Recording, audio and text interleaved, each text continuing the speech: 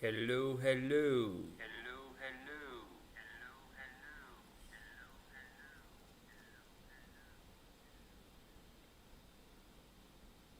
Seems that I'm running with some echo here.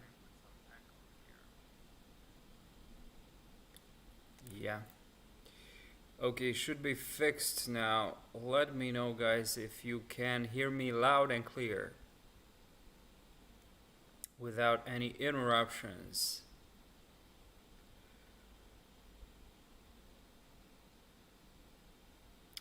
Hello, Ahraf. Hello, Harris. Hello, Nathan. Hello, Non-ID. Hello, GameBuzz. Hello, Shy or SHI. Alright, fellas, glad to have you all here. So, hello, Stefano.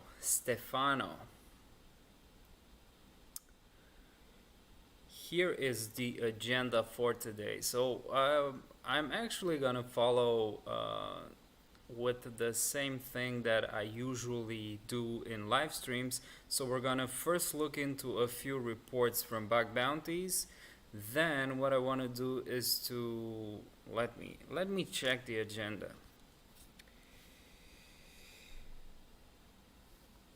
Okay, I'm also gonna give you some details on what I've been working on recently in terms of projects that are for you guys, and also what I've been working on in terms of bug bounties. We're also gonna do some Python challenges. We haven't been doing Python for quite a few streams, so I want to do some Python challenges regardless of you liking it or not. What I also want to do is do some attack defense labs real penetration testing challenges, and of course answer your questions. So hopefully I plan to stay here for an hour. um, so let's see how it all goes. Like I said, make sure to leave your questions in the chat, and I'll be looking forward to answering them throughout the live stream, and also by the end. I'm gonna leave a few questions by the end of the live stream. Hello, Shah Jahan Ahmad. Hello from Bangladesh. You're saying hello from Romania. Okay, so we have a couple of questions. Nathan, I have a question. It's on Recon. I have a huge subdomain list. So I have a huge subdomain list. Assume I brute forced. So you've actually brute forced for the subdomains. And now I want to find out what domains are live and also which one return 404 with the name of the server. Okay, that's a really good question, and that's something that I'm going to talk about extensively, and I'm going to actually teach you extensively. And this is something that I wanna that I want to tell you about. So this is something that I'm gonna touch upon extensively in the upcoming Recon for Security Research and Bug Bounty Hunting course. So I'm working on extensively. It should be ready in a couple of weeks. So do look out for that. However, to answer your question, this is not something that's extremely difficult. In fact, it's actually really easy. And if you know some Python or even Bash, you should be able to do it on your own. So you could simply code a script and do that on your own. So you have a list of subdomains that you've brute force or that you've got from someplace else, different sorts of passive recon, different sources of passive recon. And what you want to do now is to narrow down your research to actually look for the ones that are up and running, and you want to have the status code displayed. The status code for the request for the specific subdomain, whether or not if it's up, it's a 200 or 404, 403, 301, 302, whatever, 500. I've actually coded a script, and I'm actually gonna look into it after we finish this stream, and I might do a video specifically on it, but to give you a takeaway action response to your question, there are tools that are already doing what you're saying. So I think one of the most relevant tools that you can use, Nathan, in this is HTTP probe. So HTTP probe is only going to look for whether or not your host is up or down. So you actually give HTTP probe your list. Let me actually see if I can share my screen and tell you what it is all about. Okay, so what I was saying, you have your list, let's say list.txt. This is the list of subdomains. In this case, what you want to do, if you use HTTP probe, you'll do cat list.txt HTTP probe, let's say minus C50. Minus C is for concurrency, and in this case we have 50 concurrent threads, because if your list is a very large list of subdomains, you'll be reading through the list and actually looking for the response. And in this case, the output is gonna be, let's say, HTTP as example.com, let's say admin.example.com. This is gonna be up HTTP admin.example.com, HTTPS dev.example.com, so .com. And these are actually gonna be the domains and so on and so forth. The output of this command is going to be the list of domains that are up. So in this case, the output is only reflective of the ones that respond to HTTP requests. So port 80 or 443. And I believe the response is only, I believe HTTP probe only looks for 200 or something. But you can go ahead and HTTP probe GitHub. You can go ahead and watch see the entire documentation of HTTP probe from Tom Num Num's GitHub. Tom Num Num is the creator of this wonderful tool that I use myself a lot. So you also have the timeout.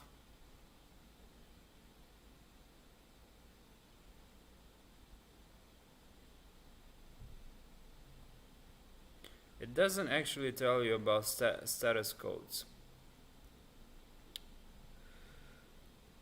So yeah, hopefully this answers your question partially. Like I said, I'm going to answer your question more thoroughly in the upcoming course, and maybe I'm going to look into, I know I have a script, I know I've coded a Python script specifically for that, because I had the same question when I started doing Recon.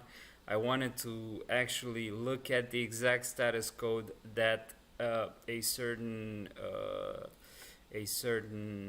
target responds to, a certain subdomain responds to. So hopefully that answers your question. All right, let's see.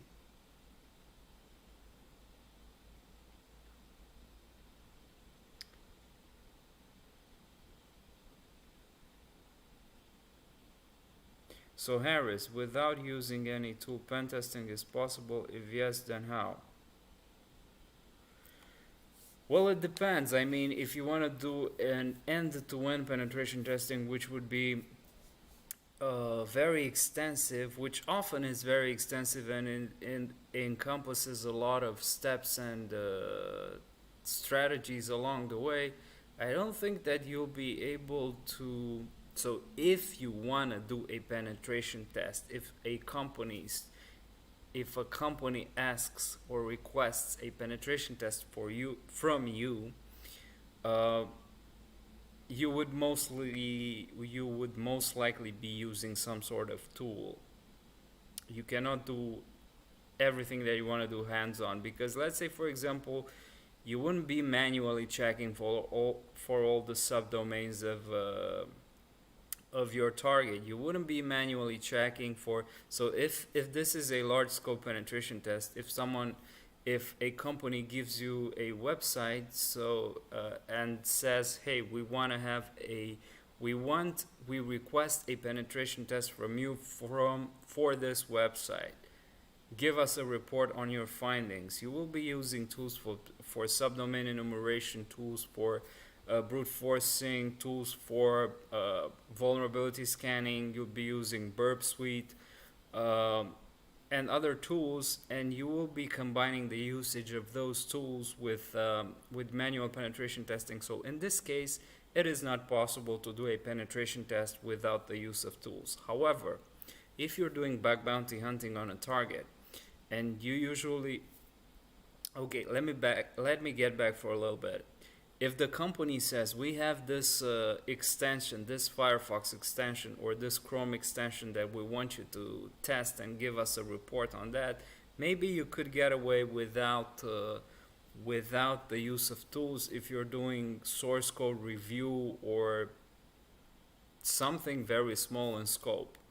If it's a single scope, then you might be able to get away without using tools. However, more often than not, you will be using some sort of tools. Now, if you're doing bug bounty hunting on a target and your purpose is only to look through source code files, for example, or do focus only on one specific thing, you can get away without tools, because if you do manual analysis on the target, if you only look through to the source code and you do input validation, for example, if you look for XSS, if you look for SQLize and other OWASP top 10 vulnerabilities, such as different types of broken access controls and authorization issues, you can get away without using tools. Whether or not that's optimal or efficient, it depends on a case-by-case basis. But in my own perspective and in my own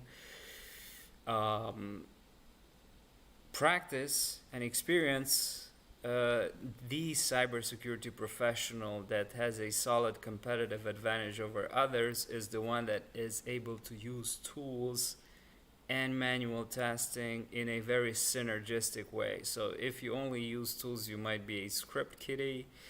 If you are able to, if you only do manual penetration testing, it often is inefficient because you aren't able to, if you have a large scope, you aren't able to cover the entire scope. You might be missing out on attack vectors and so on and so forth. So it is the synergistic combination of automated testing and manual testing. But I'm going to talk more about this in the upcoming course on Recon for security research. All right.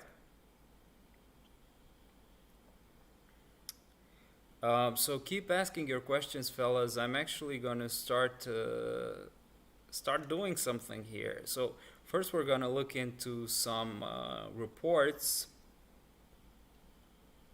Let's see, we're 17 minutes in.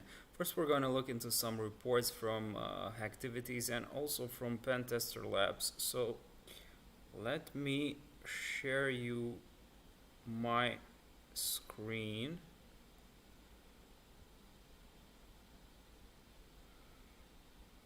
Okay. Once again, fellas, please confirm that you're hearing me well.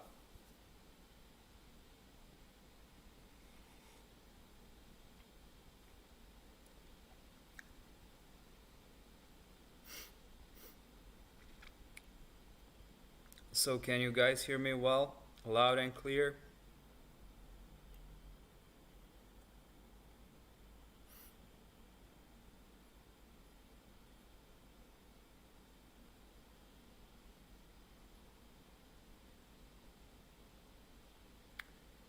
Abhishek Sharma, hello. J Strike, yes. Georgios, yes. Okay, so let us proceed.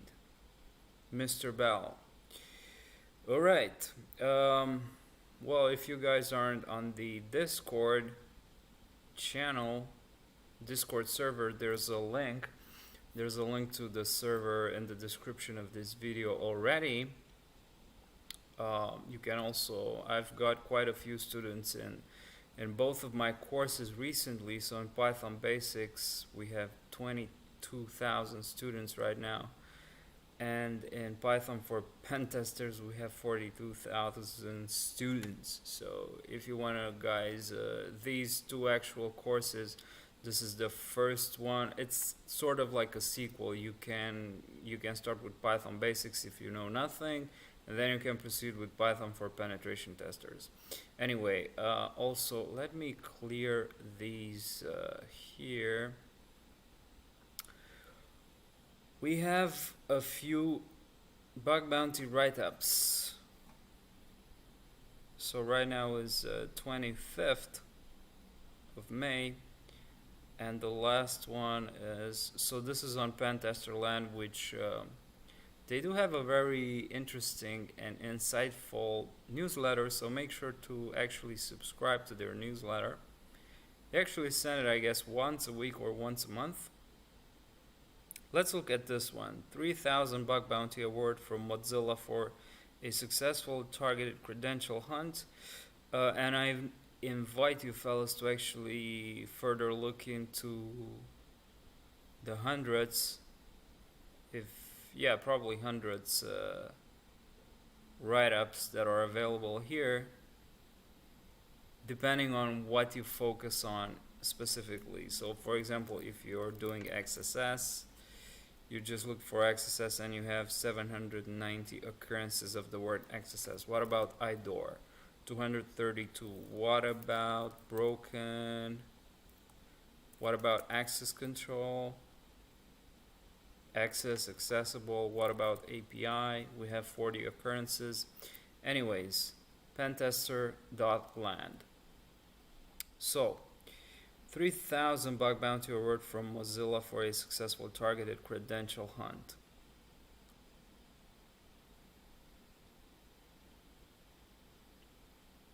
Remote debugging features.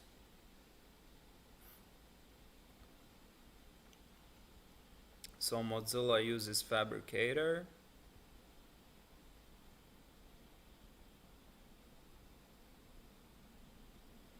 Which is a collaborative platform. API tokens.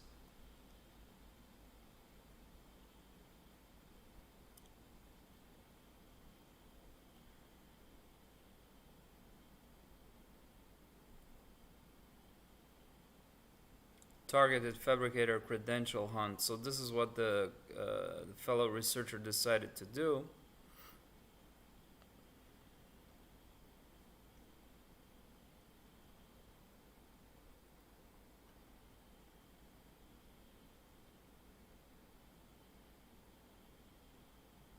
So I had identified a valid API token along with a Bugzilla in a GitHub repo. So in this case, the researcher looked for an API token in a GitHub repo, and you can simply do a search. If you're on github.com, you can probably search for, let's say, API underscore key, all GitHub, code, sort by recently indexed, showing 4 million results, API key.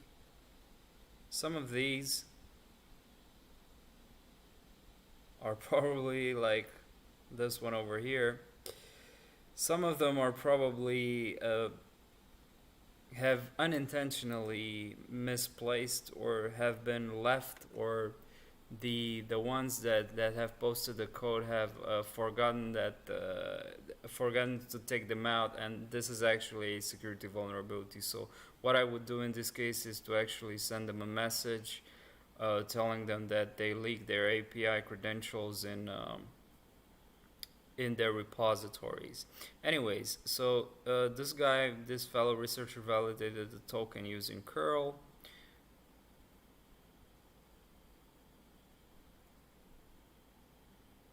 So this was just it was as simple as that. So using the fabricator and the token that it was found, they reported it, and Mozilla fixed it immediately. So it was actually found using GitHub, and he was awarded $3,000 freaking dollars for this. Anyway, really cool. All right, let's look into activity. See what we have here. Tell me, guys, what are some so if some of you are bug bounty hunters, tell me what are some of the bugs that you are actually working on currently. I, for example, right now I'm focusing on a combination of Recon and also mobile penetration testing or bug bounty hunting, because of course I don't know why I tried teaching myself how to hunt for XSSs, because I fucking hate XSSs. I kind of despise them. I don't even know why, but it's just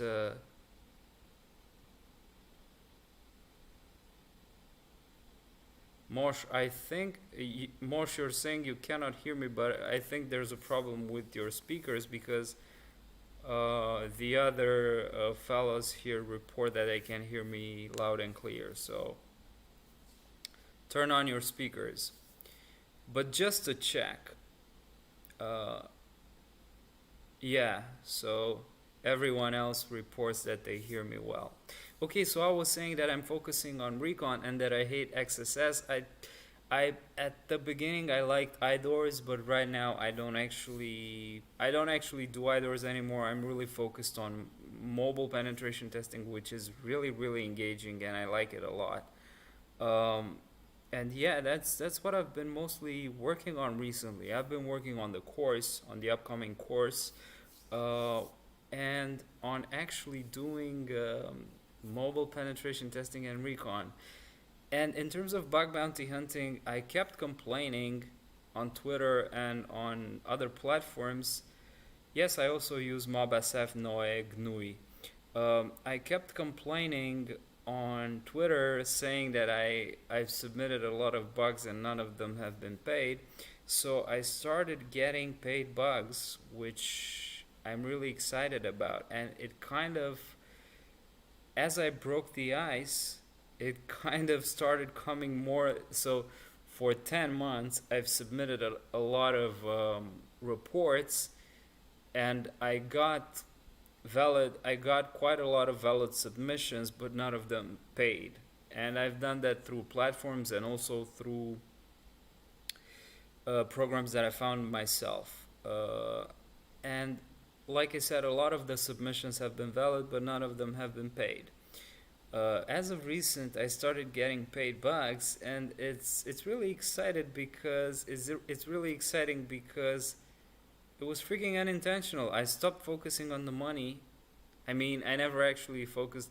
I focused on the money at the very beginning when I was doing bug bounties on platforms, but right now I just focused on the process itself, and I started getting valid paid submissions, which is really exciting. And I'm mostly getting them on programs that I find myself. So I'm really looking forward um, to do it.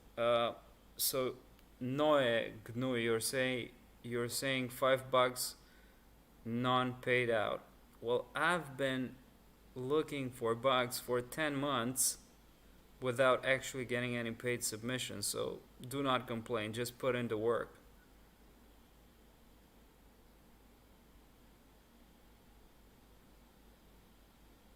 8 months. Well, I've been 10 months in, so keep on. Keep on keeping on. Keep on learning. Keep on doing every day or as often as you can. Jurnasa, Christy, please, which course I can take to make me feel that I'm in the right path towards penetration testing? Well, go to my YouTube channel, go into the playlist section, and go to the beginner. Um, Go into the beginner playlist. So let me show you, because I've talked a lot about this in previous videos, and I hate repeating myself. I don't want to repeat myself. Let's see.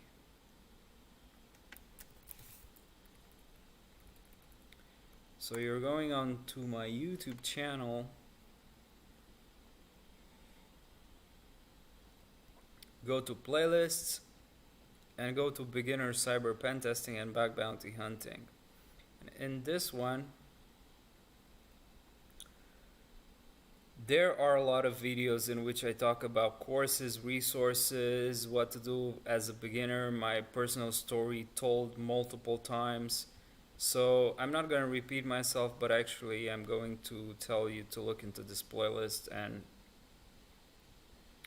if you have further questions, just to leave them in the, like this one, top 3 beginner courses for cybersecurity and penetration testing. Just leave your questions in the comment section of those videos. All right, so we were looking into activities. Let's just spend a couple of more minutes into the activities and then move on to something more practical. So I'm not interested in XSS, request smuggling, arbitrary file upload to stored XSS. Let's see.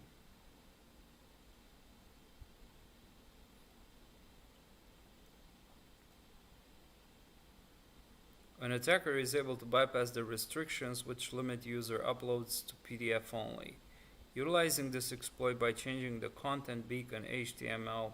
So they're using the what's this called? It's magic. What's this called, guys? It's on the tip of my tongue. What's it called? Come on, help me out. Is the magic byte? Not null byte, not magic byte. The freaking null byte. So they're using null byte to bypass the extension restriction. An attacker can upload malicious content to the web server and include JavaScript code to gain stored XSS. This is really interesting. Too bad that they don't give us screenshots and stuff like that. But let's see. This fellow was rewarded $250, and it all happened over 2 days. So yeah, this is one of the benefits of bounty platforms. Yeah, null byte. That's one of the benefits of bounty platforms. You get sort of a centralized platform where responsiveness tends to be much better compared to if you find your own programs. However, if you know how to find good programs on your own, there are chances that you find the security teams that you can work with directly, and you have a very good responsiveness, and they also have very good incentivization systems. Okay, something else? Bypass for blind SSRF, unauthorized access. Well, this is something that I look for myself.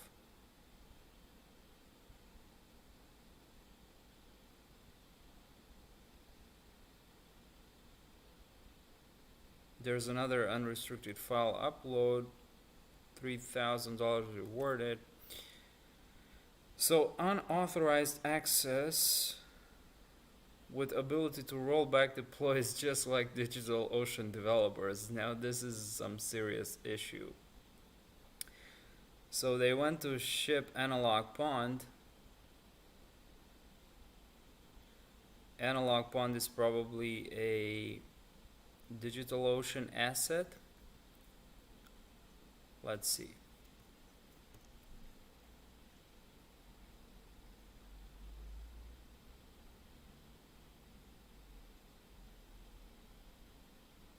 Interesting. It's not listed there, so it's the way Analog Pond communicates with the DigitalOcean API, probably, yeah. This is why we have authorization issues.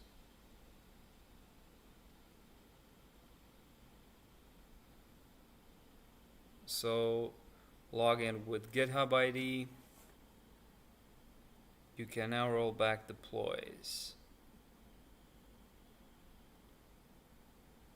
Register name DigitalOcean. So this is a product. So that's actually the case. This is a product of DigitalOcean, and they probably found this asset by looking for DNSs, I believe. Let's see.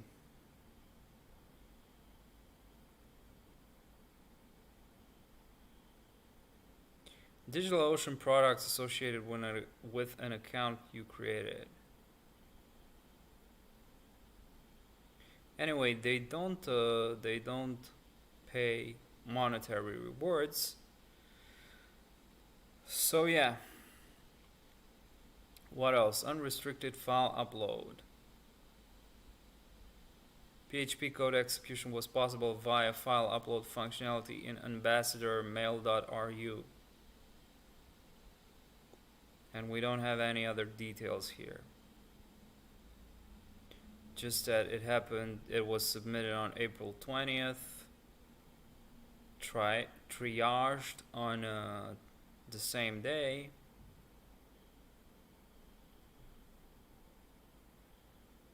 Three days later, after back and forth messages, the security researcher received a 3,000 bounty. Sweet. Okay, so before we get into attack defense, let's look into Adabet.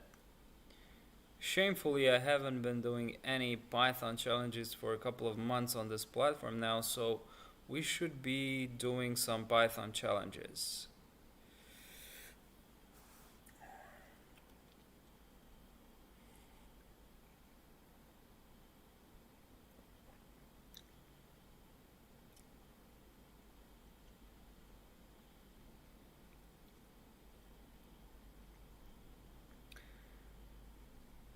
Michael Benz, what do you think about malware analysis? I'm actually going to respond to these questions at the end of the stream. That's a really good question, and I have like a very personal answer to that question. Let's do some Python now. Is there any random thing here that we can randomize? What are the ones that we want?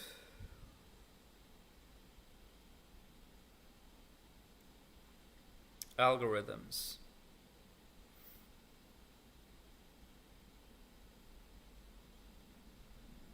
Triangular number sequence. Let's see.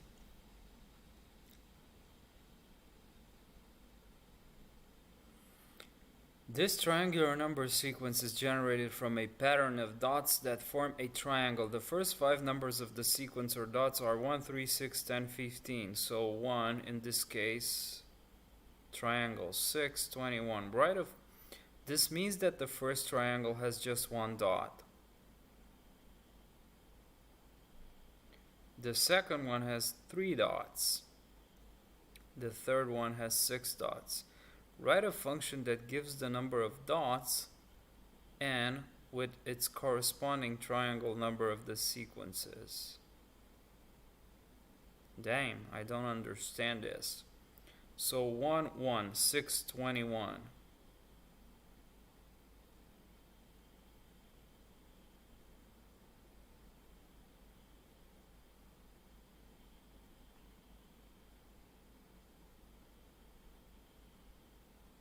This means that the first triangle, the second has 3 dots.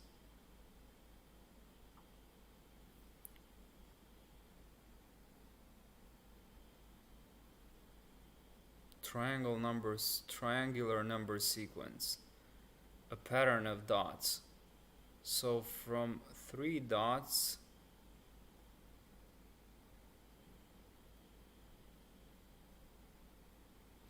the second triangle has 3 dots.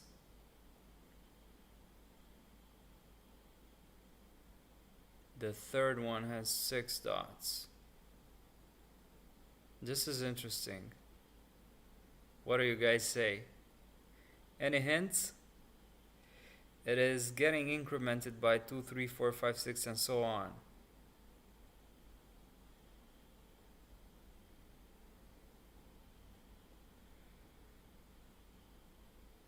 So 3 plus x to the power of 3.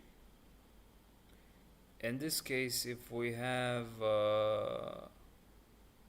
triangle 6, it would be 3 plus 6 to the power of 3. That's not possible. So if n equals 6, you were saying, Georgios, 3 plus x times 3, not to the power of 3. So it's 3 plus, 3 plus x times 3. Or in this case, n times 3, so it's 3 plus 18 equals 21. What about if n is 3?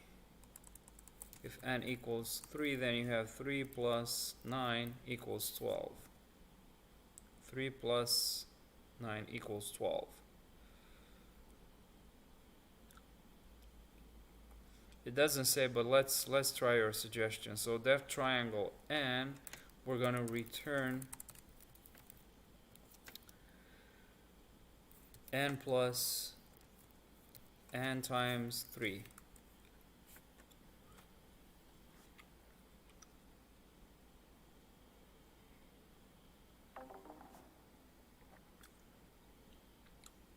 Four should be equal to 1.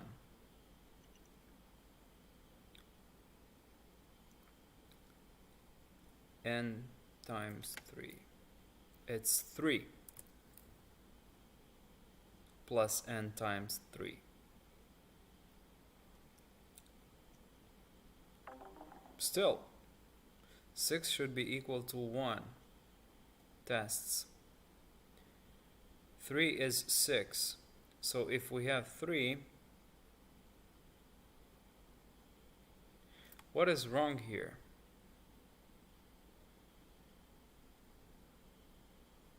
Because your formulation isn't correct. 8, 24, 27. This has to be 36.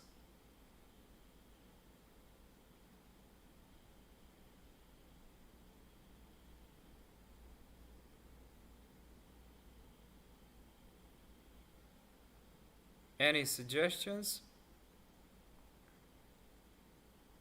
So Varun, it is getting increment by 2, 3, 4, 5, 6, and so on.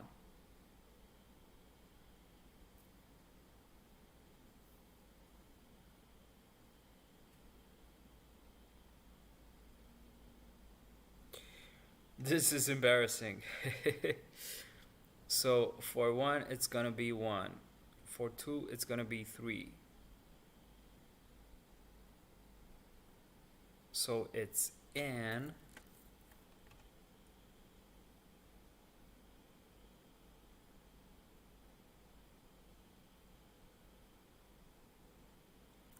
to the power 3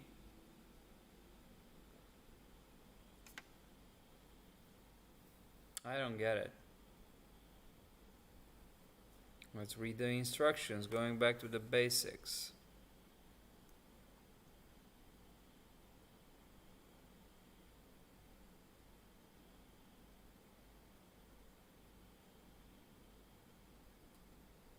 So 1 plus 2 equals 3 plus 3 equals 6 plus 4 equals 10 plus 5 equals 15 plus 6 equals 21. So 1 plus 2 plus 3 plus 4 plus 5 plus 6.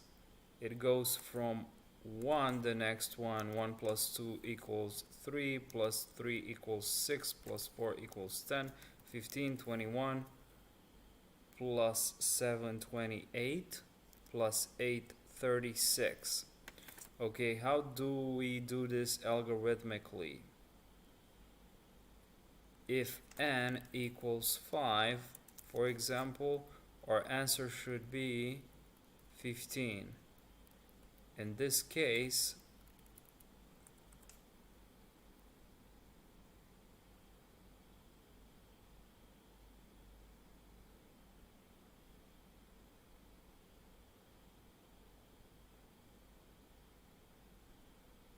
how do you write that algorithmically? Come on. Nothing, no one? We're not gonna get into the penetration testing challenges today if we don't get through this apparently simplistic challenge.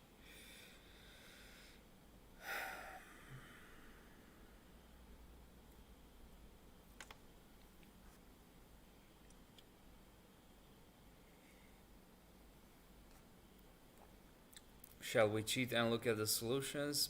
Not just yet.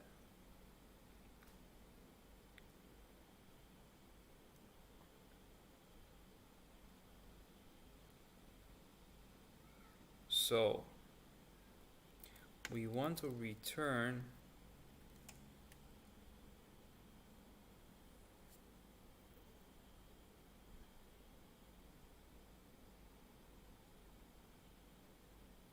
a sum of all the numbers from 0 to n. Something like that. Let's see if that works.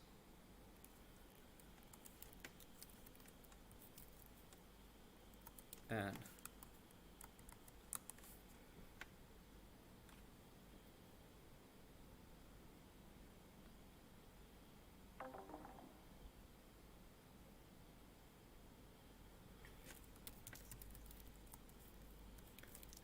Some Python function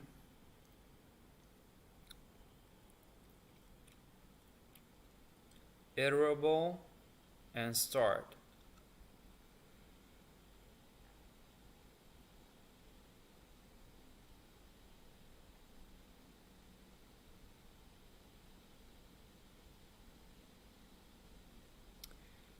Or we could simply do a for loop.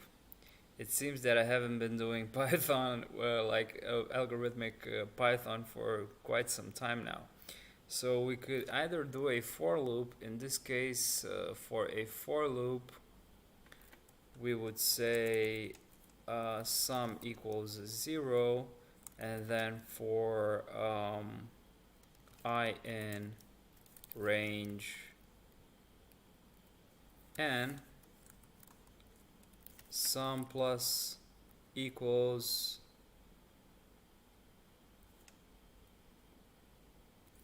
I, and then finally you would return sum.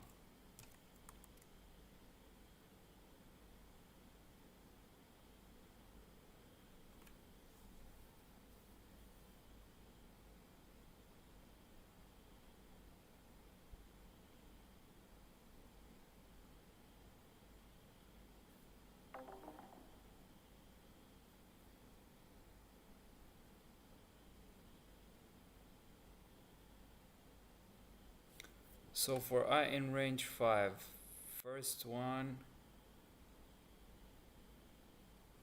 for I in range 0n,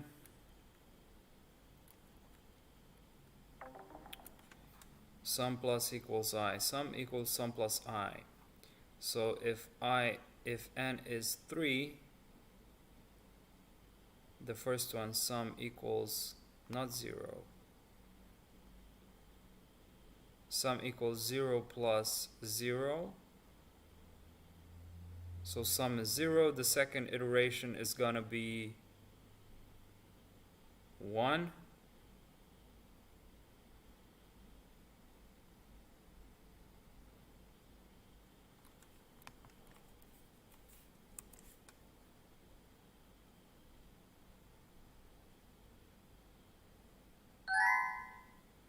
Yeah, so this is the ugly answer. This could probably be written in a list comprehension in 1 or 2 lines of code.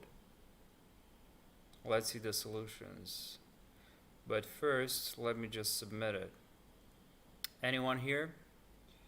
Yeah, you can do range 1 n plus 1. Okay, glad to see some interaction from you guys. Let's see. View other solutions.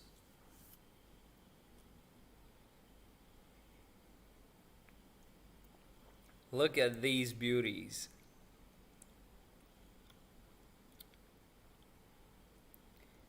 In fact, I like this one more than this one.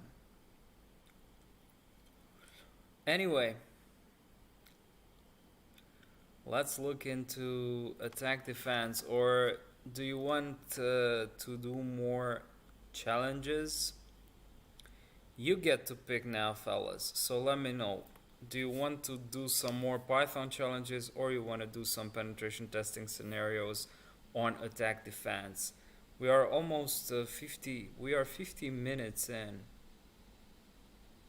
So Varun says do more. I assume you want to do more Python.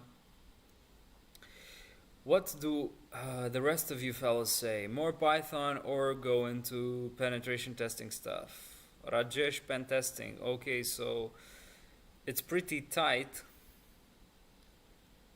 The next one that's gonna vote verbally is gonna decide. So B13 boss Python. Let's do one more Python then, and then we're gonna go into attack defense. Let's skip this one. Might be this is the last character an N. This is string stuff, and this should be easy. Should be very easy. Create a function that takes a string. If the last character of the name is an N, return true, otherwise return false. This is probably a one-liner.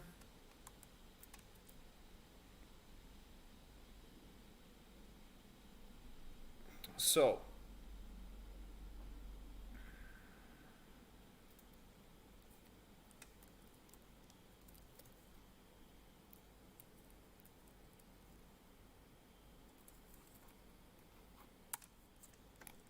if word minus 1 equals N,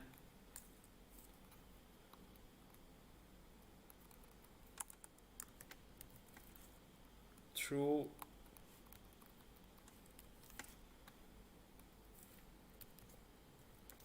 return true if word. Let's see if this works.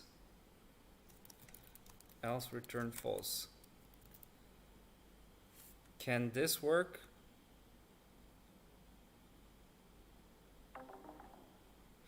Yeah, so if word minus 1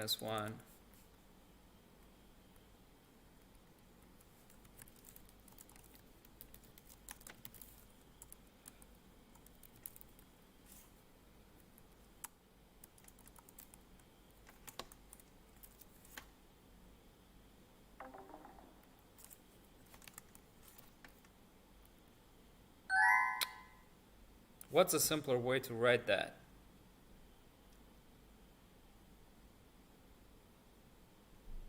I don't think this would work, Rajesh.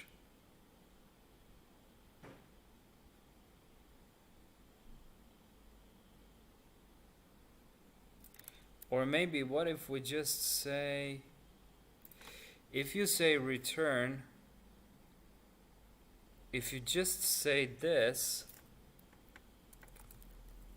It actually returns true or false. I believe so. Might be wrong. But this actually should check the Boolean value of this statement.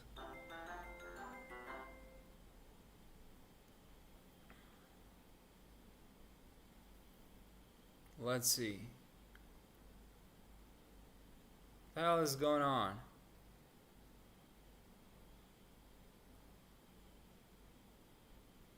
Yeah. You could also use the ends with from the strings. This is the same as the one that I submitted. Yeah, so this is a one-liner. Okay, so I might be doing some more later after I finish with this live stream. Yeah, return automatically returns booleans if there is the condition. Okay, all right, the fellas. Now, if we do attack defense, we have 1800 challenges to select from.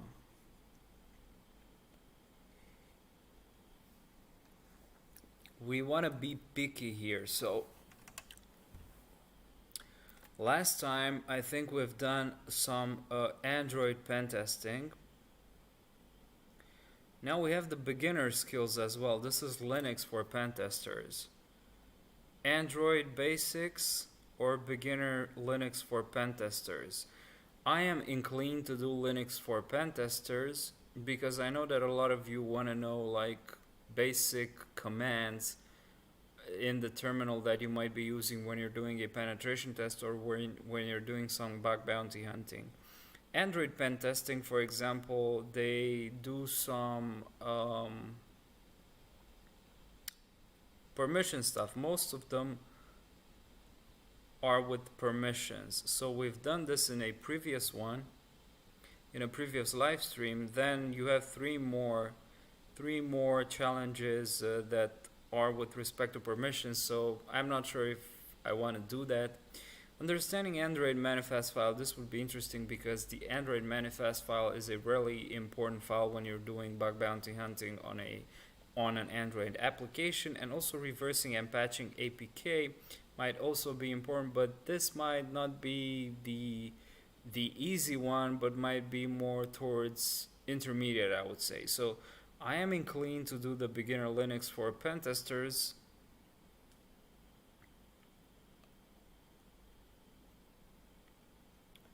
Text file analysis, interaction FTP service, Netcat, SSH service, SOCAT, fingerprinting web app, command line interface, lesser known hacks. Let's do this one. I'm not interested in cron right now. Would you guys want to do cron basics, or shall we start with the text file analysis?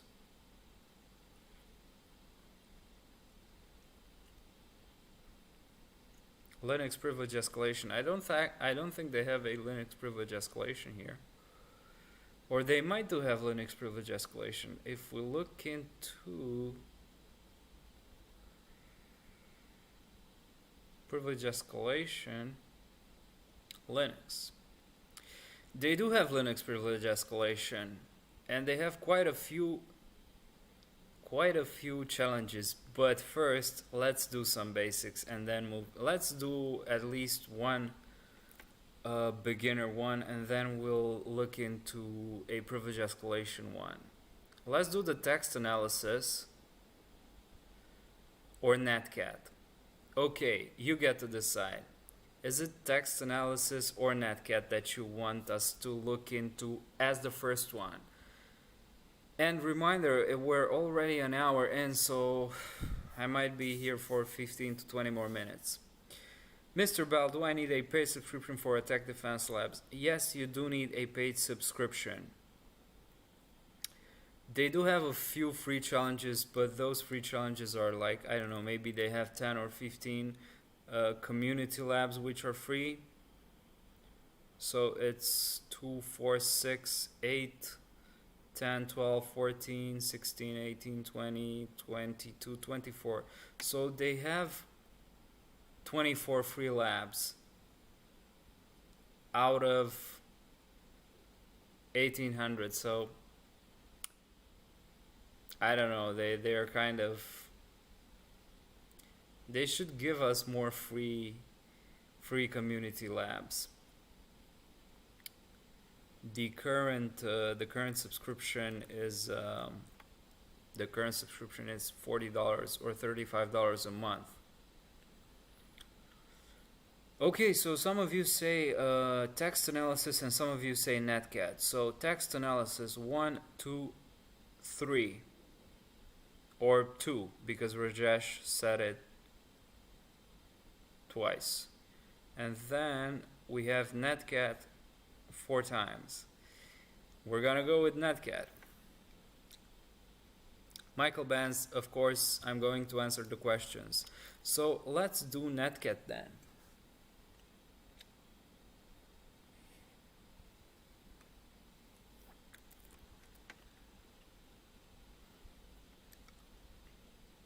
We have 1 target, 2 targets, and us. It's gonna be interesting. We have a switch. It was played 22 times. Netcat is a computer networking utility for reading from and writing to network from and reading from and writing to network connections using TCP or UDP. Learn Netcat tool by doing the following activities. Use Netcat to listen on port TCP 4000. Okay, this is gonna be interesting. So we've got the lab link. And then now, let's actually make this bigger. Is this big enough? Let me know, fellas. Is that big enough?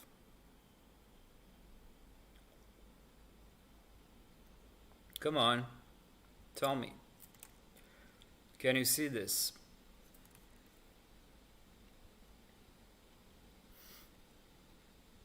All right.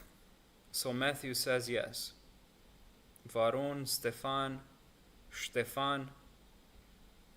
Georgios. Okay, good to go. First, use Netcat to listen on TCP port 4000 of the local host. Open a new tab and use Netcat to connect to the listening instance. So we need to go to a new instance.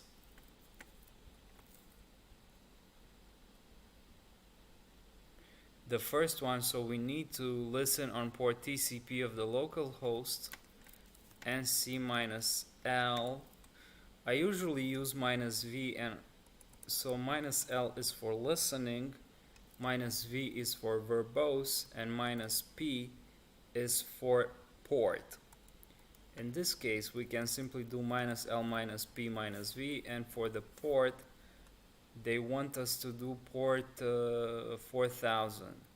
I can do this, or I can simply do it -l, vp, verbose, port 4000. It's the same freaking thing. If you're unsure, you can do nc -help, grep listen, -h,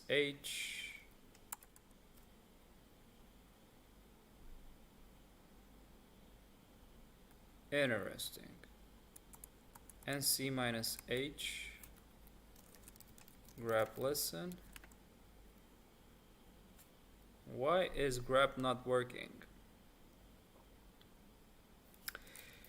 Anyway, so nc-h, listen for inbound. We use -l, -p for port. So in this case, nc-lvp, we need verbose, like I said, -v, -l listen, and -p, we need to specify the port 4000. Alright, so this is localhost. And then what we need to do is open up a new tab and use Netcat to connect to the listening instance.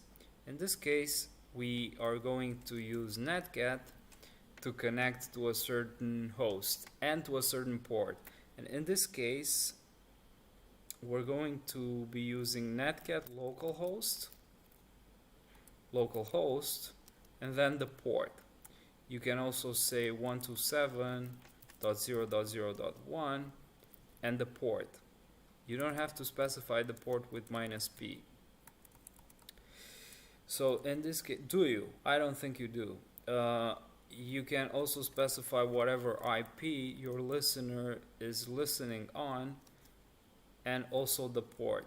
But in this case, we just do localhost 4000 and it should work.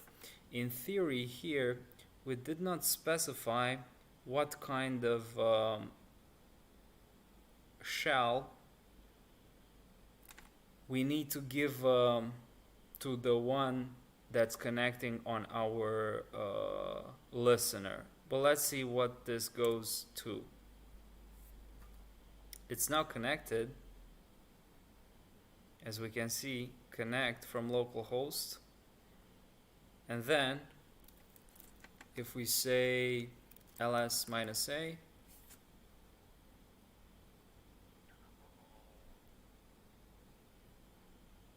it just outputs the command or the text that we've sent. ls. So there's nothing here.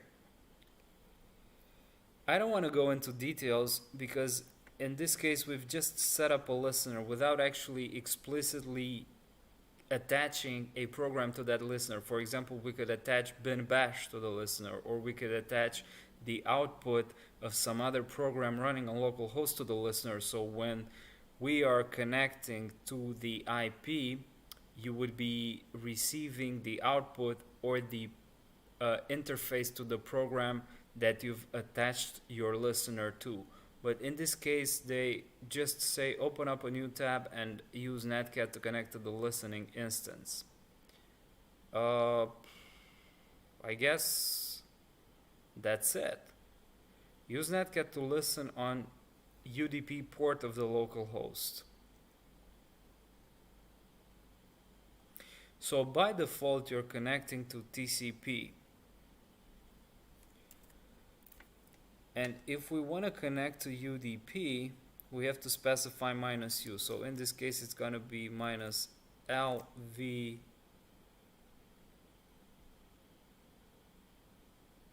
UP 4000. Let's see.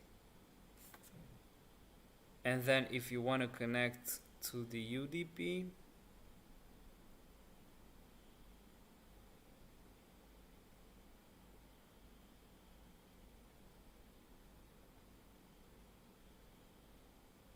what if we just say LVU?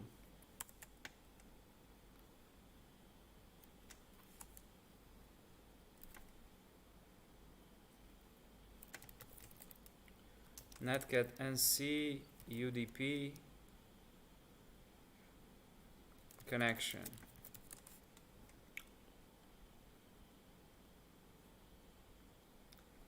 Let's see this one. Yeah, so the -p was okay. It seems to be laggy. Attack Defense Labs seems to be a little bit laggy. Now in this case, if we connect, its connection refused. We probably need to specify U, maybe.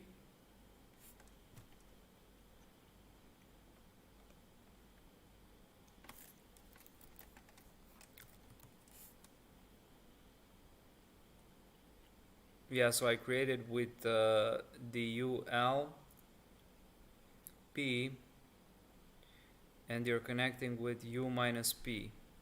So I've been connecting with U, and we don't have to specify the port, do we? Let's send D. Yeah, so we don't have to specify the port. We could simply do -UP, no ports to connect to.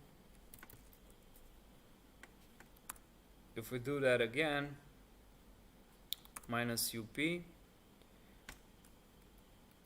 minus u minus p still. So it's only minus u. You don't have to specify the minus p. Okay, Claudius. Well, the other fellows said that they can see the output clear, but let me see if I can just do a little more zooming in here as well.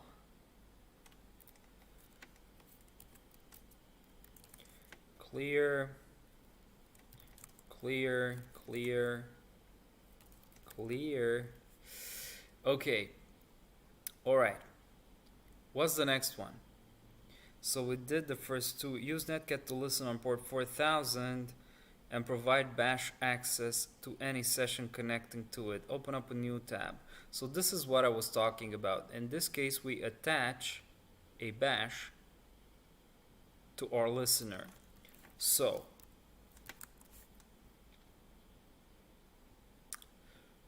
program to execute after connect. This is what we're looking for. And we want to attach a bash. Bash is in bin bash. It can also be executed because it's in the environmental path, I believe, bash ls. Anyway, I'm not sure what I wanted to do here, but if we do ls bin, we're gonna see that we have not only bash, but we also have other types of shells like sh, rzsh, zsh. Anything else? Anyway, so what we want to do is to execute. So in this case, we create a listener with minus L, minus V, we need verbose mode, minus P on port 4000, minus E. What we need to execute, or what we need to attach to our listener, is bin bash or bin sh, for example, but in this case is bin bash. So we're listening on port 4000, and if we connect NC 00, let's see if it works like this. This would be similar to localhost or to 127.0.0.1 on port 4000. We should be getting a bash over here, and if we execute, if we do a command now, in this case, if we do ls, we get the output because we have attached bash. So it's not just a one-to-one connection, text connection, or connection that enables text to be sent back and forth the ends of Netcat, but it's a bash shell. I could also use an sh,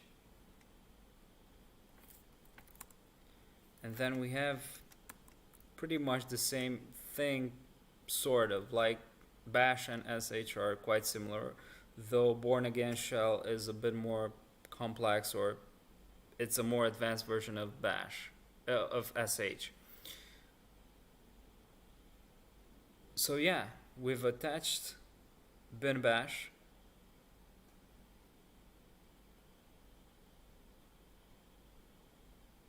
to the session. Use Netcat of the local host and log the communication exchange into a file.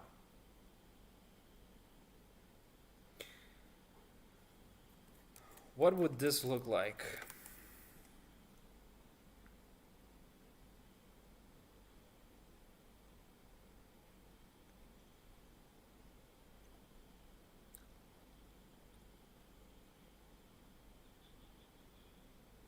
To be honest, I haven't done this a lot. I don't recall when was the last time I did it. I'm not sure if they have an option to log the communication.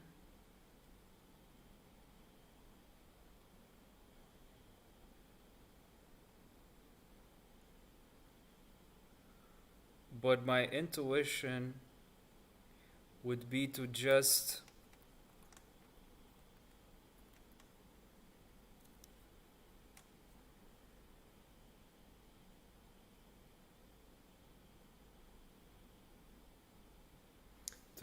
output it or to pipe it into a file. Let's see. Any pointers on this one, fellas? What is -O? Is there a -O? Well, -O is hex dump of traffic. It could be it. It doesn't say log, but it's a dump of the traffic. And they actually request us log the communication. So communication could be the traffic. Communication exchange could mean traffic. Let's see. So -O traffic dot raw, and then we connect, do a ls-a, do a present working directory root, and then we do an exit, connection closed. We look into ls, we can cat, where's the traffic dot raw?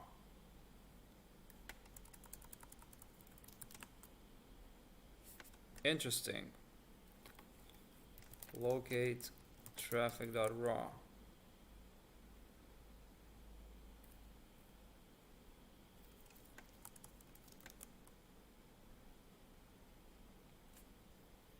Where would it be?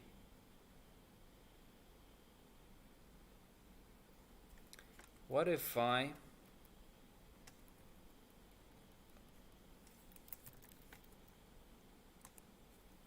do it like that? Do an ls-a, present working directory, root, exit, and then we do an ls-a. There's still nothing in here.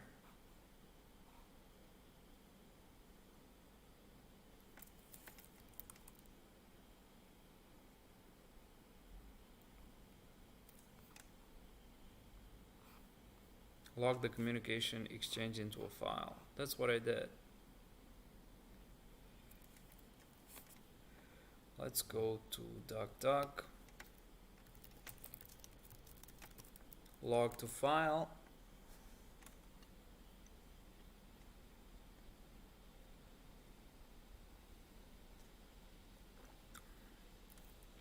Yeah, that was my intuition. But probably it's not correct. You need to direct both standard error and standard out into the file. And this guy is suggesting double verbosity or increased verbosity -Z. What is the -Z for?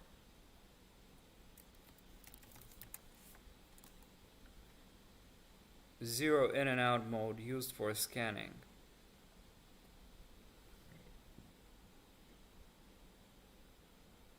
So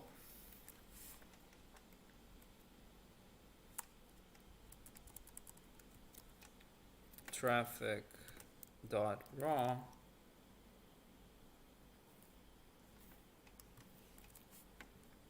what was it? 2 greater than N1. 2 greater than end1.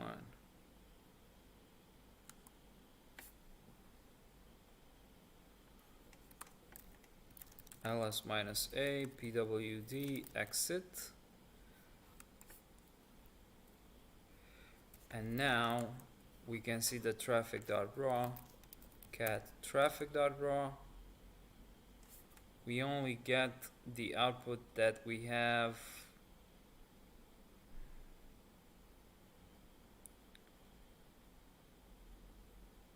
We didn't get much actually. What if we do the minus z? Minus vv and z.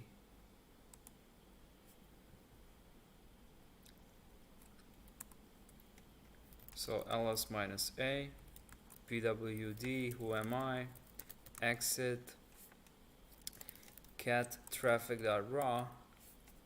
Still not much. Though maybe that was their purpose. So number 4, let's actually look into the lab manual. What do you say, fellas? Log.log, what is the minus o? So we're already 1 hour and 20 minutes in. Let's see what they say in their walkthrough for numero 4.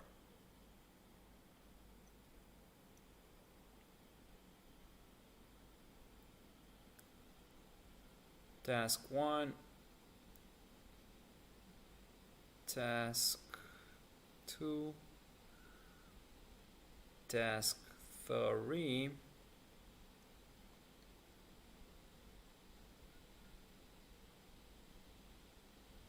and then task 4. It was the minus o.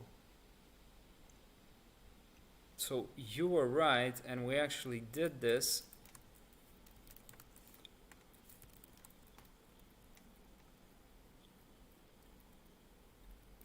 Like here, no.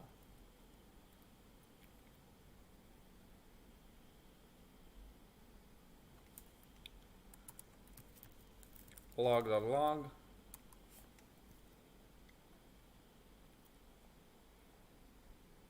Minus L minus P.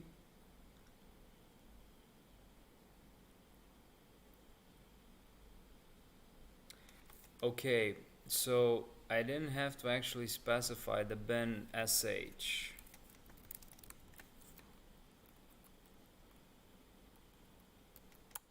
Maybe. So in this case, if I connect and then say hello, we can see the hello. If you try to write something from here, we don't get anything on the other end, or we do. So it's a two-way communication. And then if we quit and then ls minus a, we do have the log.log with the communication in the hex dump, so in the hex format. So yeah, that was the answer. Sometimes I actually overcomplicate things. All right. So number 4, use Netcat. Number 5, use Netcat to listen on port 4000. Open up a new tab to connect to the listening instance. Transfer a dummy file from a connecting instance to the listening instance.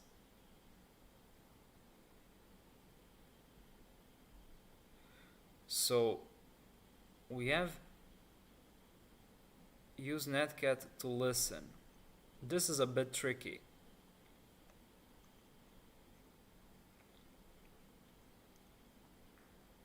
Tricky but really interesting. So listen on port 4000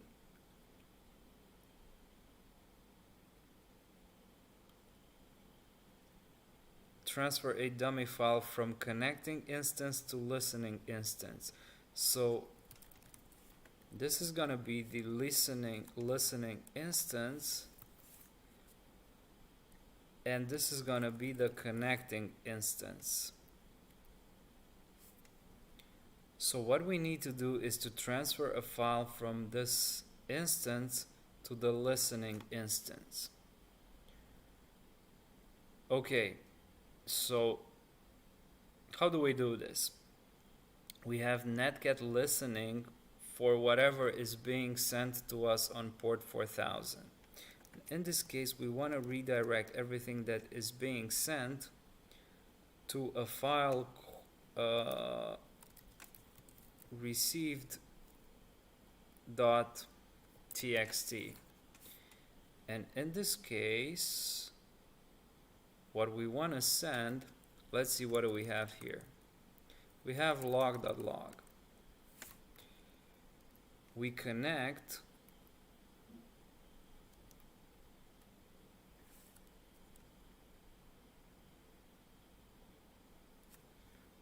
what was it again? So I could try taking what's in the log.log and send it to the listening into the received.txt. Let's see if this works.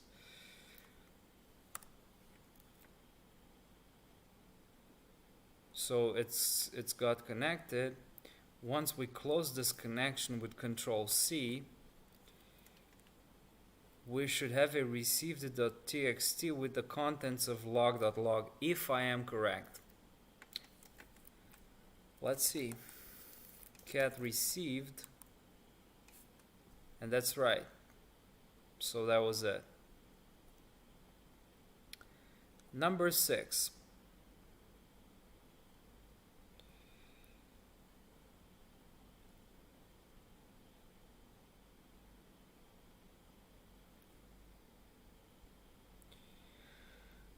From easiest to hardest, THM, Pentest, HTB. What's THM? Try hack me. Pentest, what's Pentest? Pierre.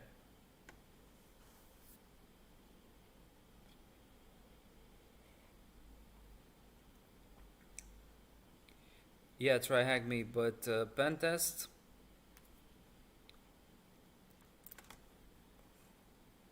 Pentest is attack defense. Well, we've only been doing like easier challenges, but attack defense has some has challenges categorized by complexity. They also have hard challenges. So I don't know. It depends on the preference. I haven't been doing hack the box or try hack me ever since before starting the OSCP, and I'm not actually going to do hack the box or try hack me because I think they're more CTF-ish and unrealistic. I've posted a video about I say that in multiple videos that I don't like HTB or attack defense or try hack me because they're CTF-ish, but that's just me. Yeah, I do like attack defense more, but as you can see, they have a subscription, and for some of you, that subscription is something that you don't want to pay, compared to a subscription to Hack the Box, which is maybe $15 a month, compared to $35 for attack defense. So it's a preference. My preference is, and in my case, is that HTB can be completely unrealistic, same as try hack me, and I don't like CTF-ish like stuff. Let's see, let's look at number 6. Use Netcat as a port scanner to scan the first 1000 ports of the other 2 machines present on the network and discover their open ports. So we have 2 other machines on the network.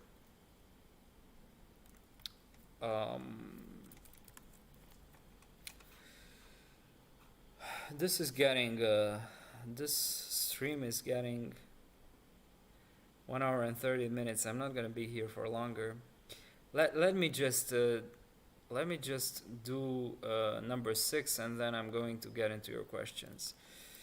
So what we want to see is we have two other machines.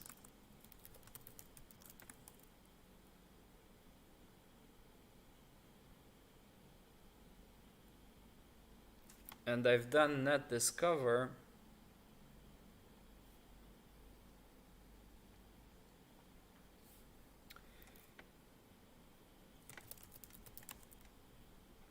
(192.19). This is probably what I want to be looking into.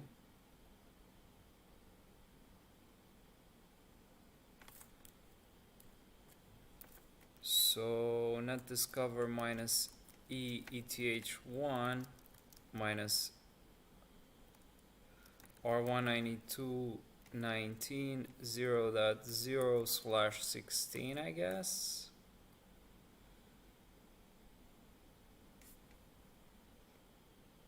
(192.19.137). So it's probably 137.3 and 4.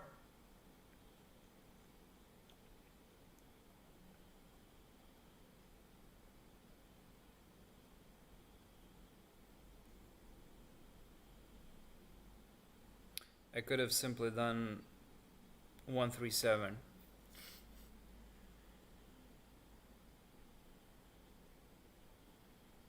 Three and 4. I'm probably number 2, right? Yeah, I'm 2. Okay, so how did I do it? I have been asked to scan the first 1000 ports of the 2 other machines present on the network and discover their open ports. So this is how I started. I wanted to identify which were the 2 other machines present on the network. And for that, I simply did a net discover. And with the net discover, I specified the interface that I want to discover hosts on. And the interface is ETH1. This is the interface. And then I also specify the range, 16. I could just have done 137/32, I guess.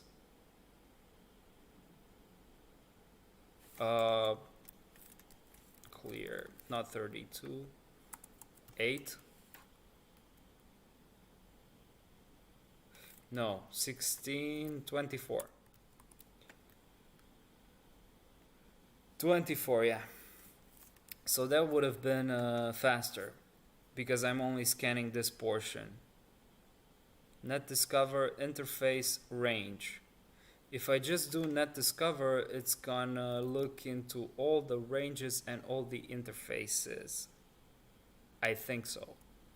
So first I discovered the 2 other machines, which is 3 and 4, and then what we need to do is we need to scan the first 1000 ports of each of them.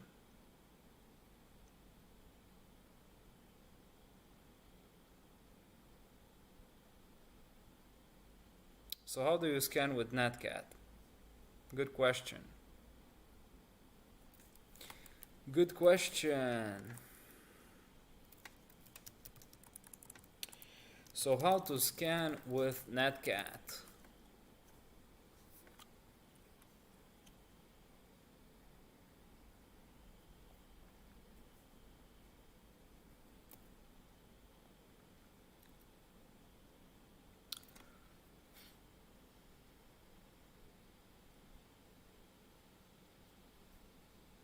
Minus V minus Z. V is for verbosity, and Z is for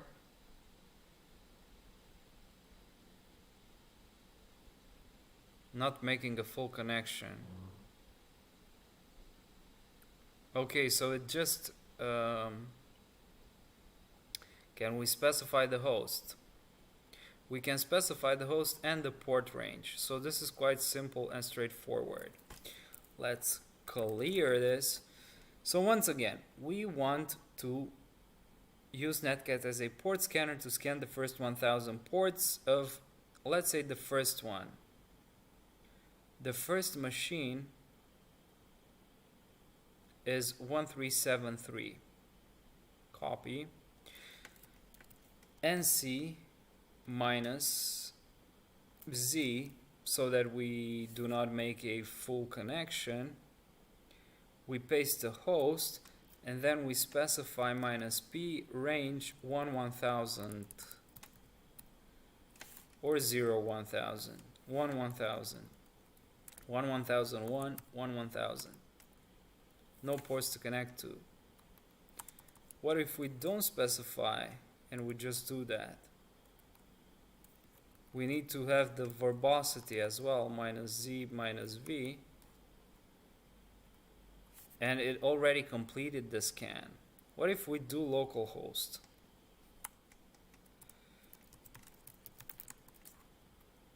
Nothing is open. Do we have nmap installed to double check that? Let's see nmap. We do have. So if we do an nmap localhost,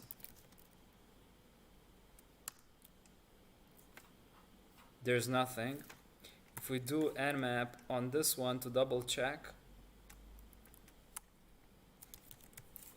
nmap minus, let's just have the minus V. It verifies that we have 23 open. So that was the command.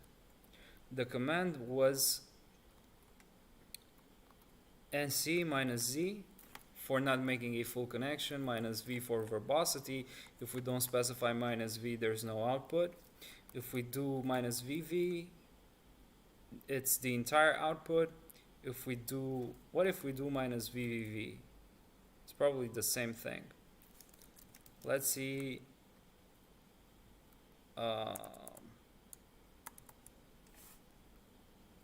We only want one V. So we have 23 Telnet open, and then we have to do the same thing for the other target, which has 80 open. Okay, so that was our answer. Use Netcat as a port scanner. That's what we did. Connect to Telnet service running on a remote machine with Netcat using the following credentials.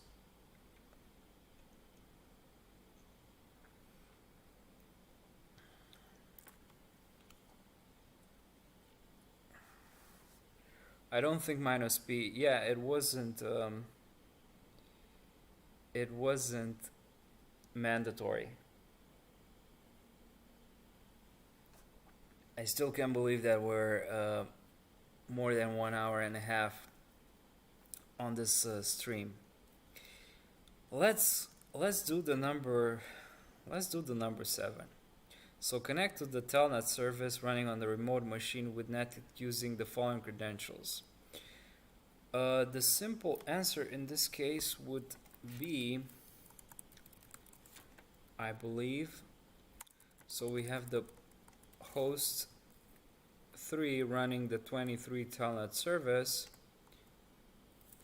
and then we need the verbosity, Telnet open.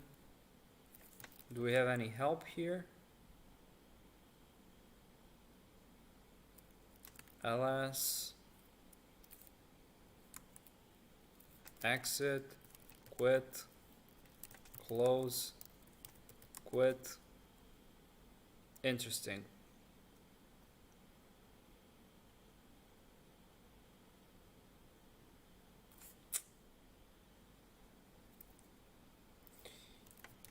Connect to Netcat with credentials. Connect to Telnet with credentials.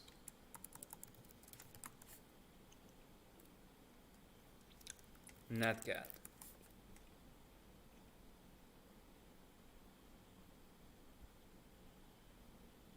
And C.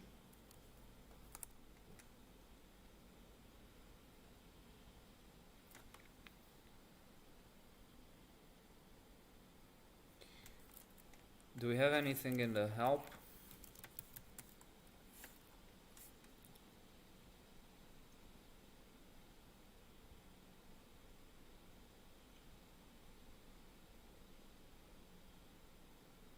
Minus T.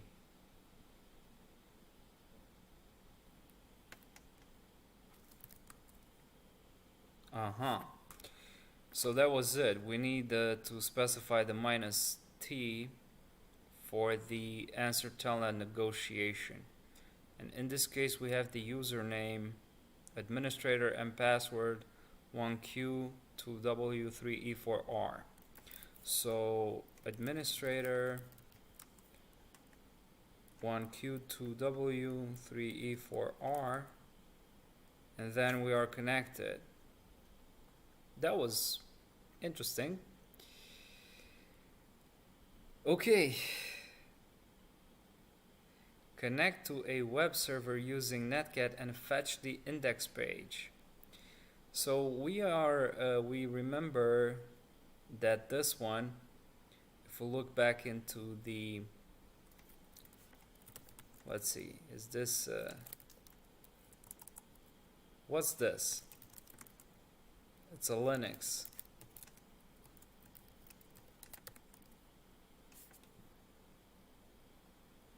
Interesting.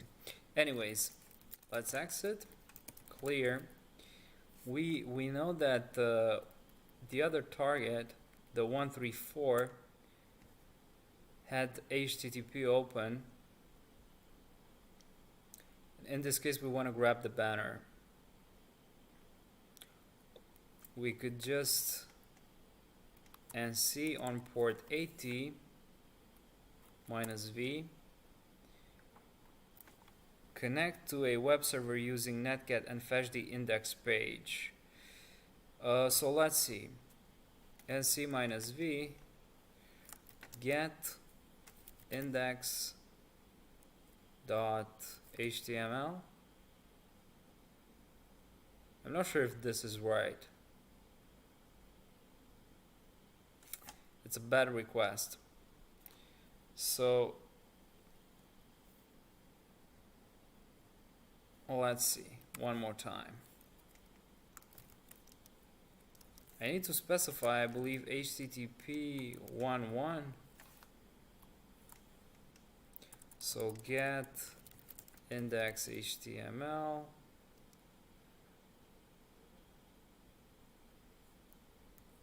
Sort of.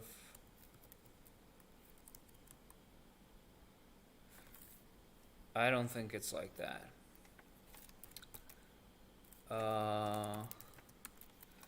So grab HTTP banner Netcat.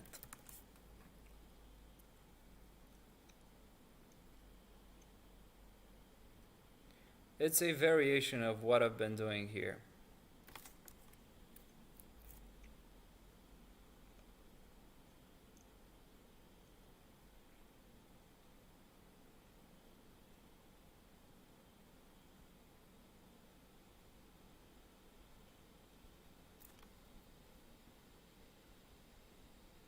It's HTTP/101. So it might be get index.html. We need to specify the method. In this case is get method. We need to specify the file. And then we have the HTTP/11. Still not... did I say minus V? Yes, I did. Still bad request.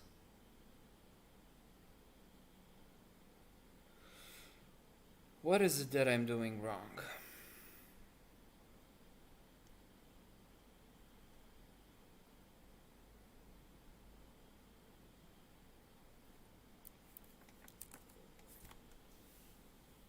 What do you say, fellas?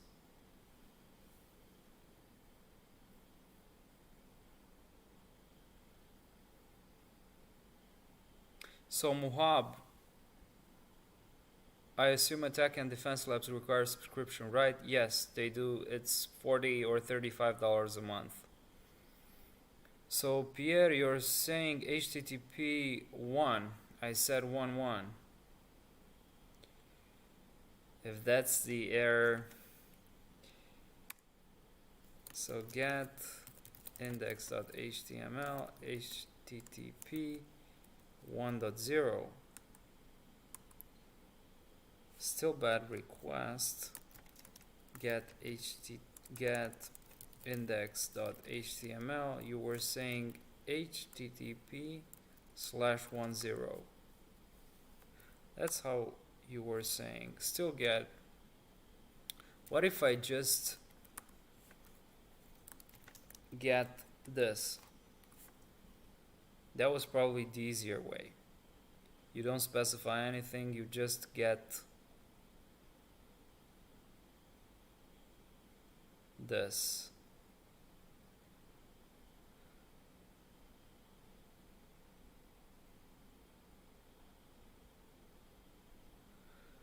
Let's see what their solution is for task.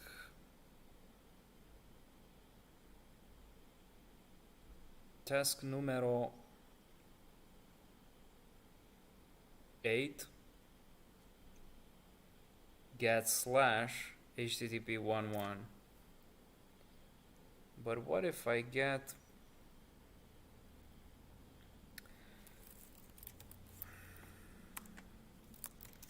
get /http/11.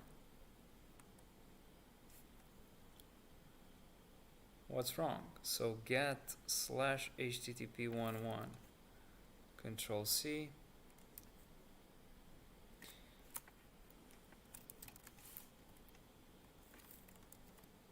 Get /http11. HTTP, but it's not get / it's what's the file they want? They want the index PHP or index.html. Which index? It might not be any of them. It's just that's the index. The index is /. What if I do get index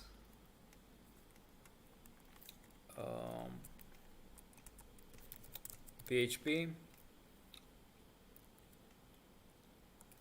HTTP 1.1? Nope. Let's just get that.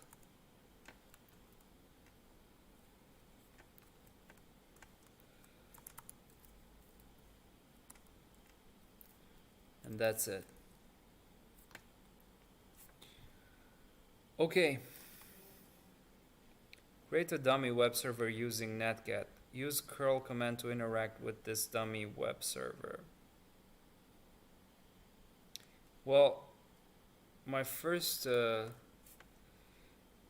idea would be to listen on port 80.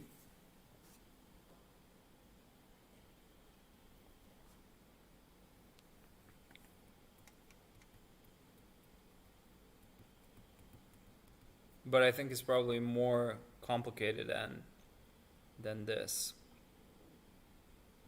And then I would simply curl on localhost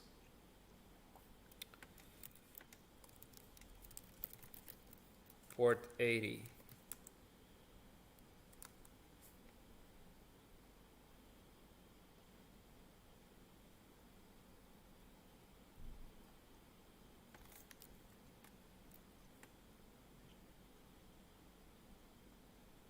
But I don't think this is the solution. So Netcat web server.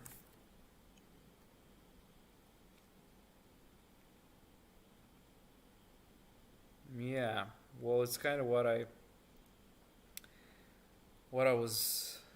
actually did.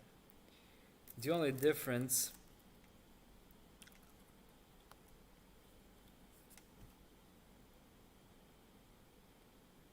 you don't have to specify the port. Let's not specify the verbosity either. And then curl localhost 80 index .html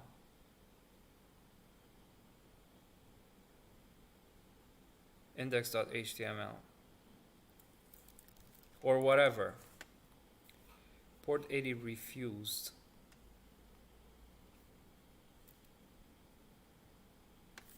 Why? Do I need to specify the -p? I had to specify the -p. So yeah, that might have been just it. Task 9. Yeah, they actually created a simple index HTML page.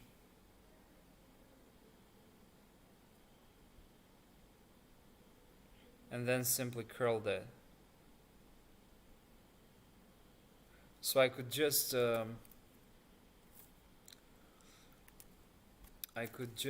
echo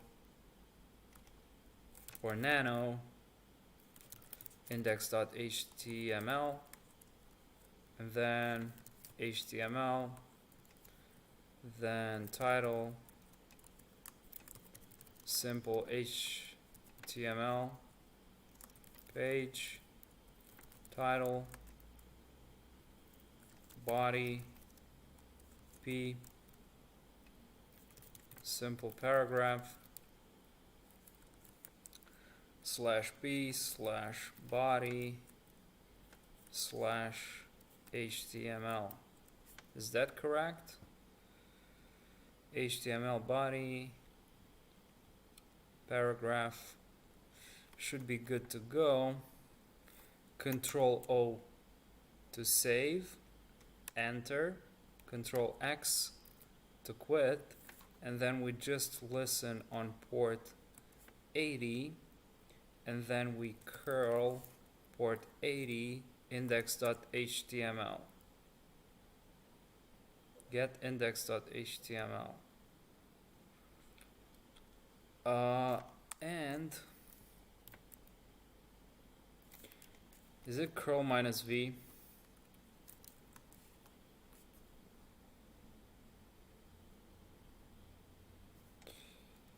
Yeah.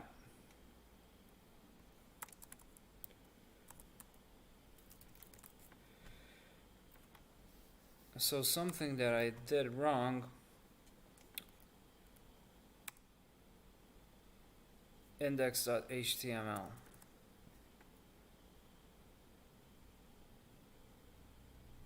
So what's wrong here?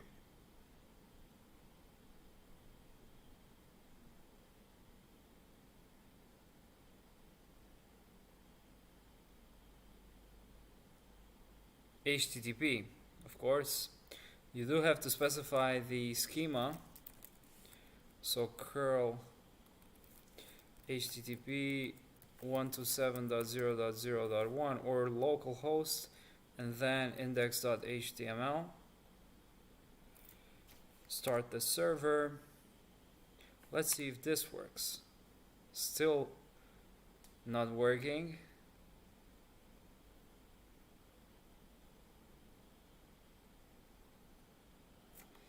I wonder why. 8080. You just have to specify the port. Why would you have to specify the port?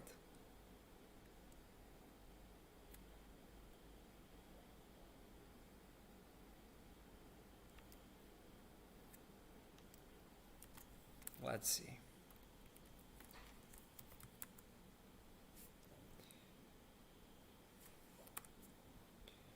Last time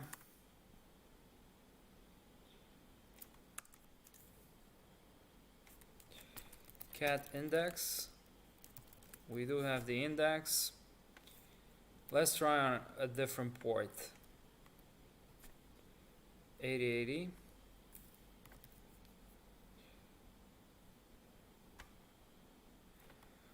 So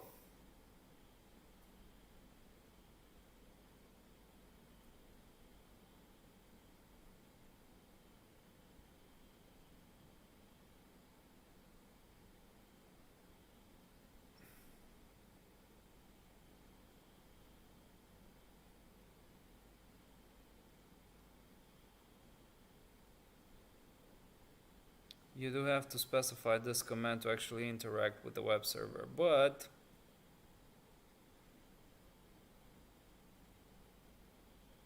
NC is now waiting for you to type the response.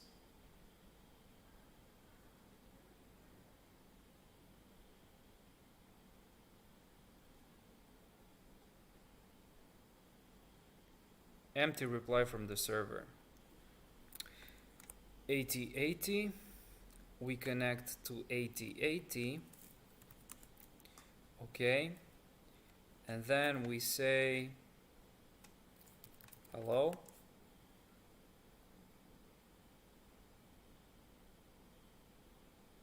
or echo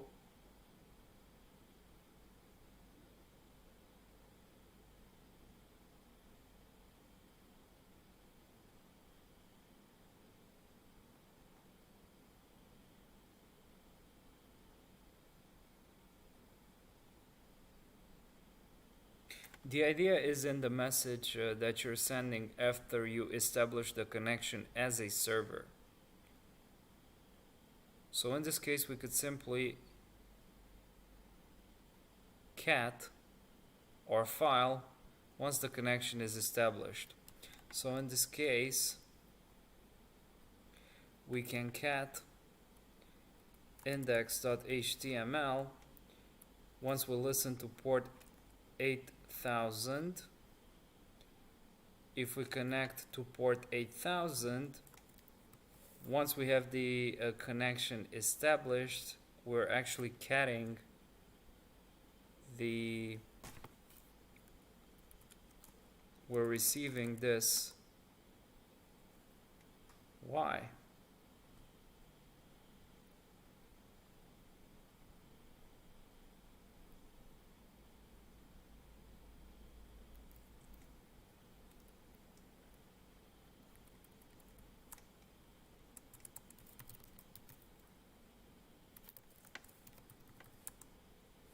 Failed to connect, connection refused.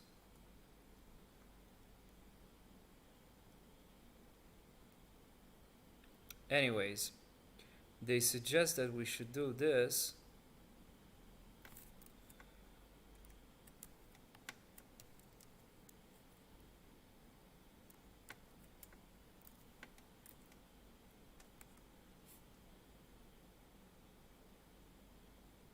And then if we connect to 8080,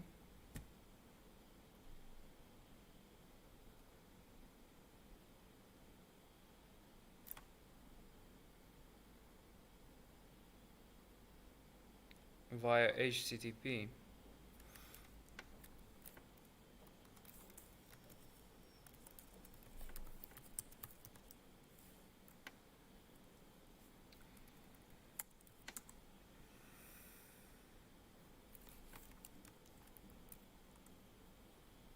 /8080, 8080,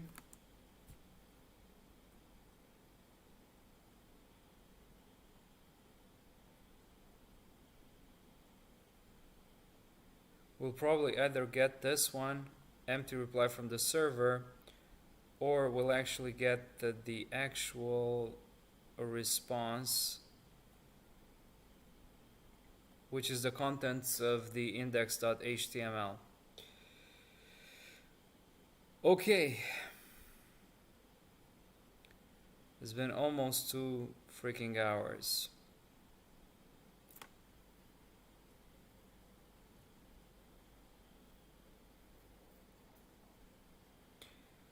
So fellas, let me know if you have any questions related to bug bounties, penetration testing. I'm going to be here for a couple of more minutes to answer your questions.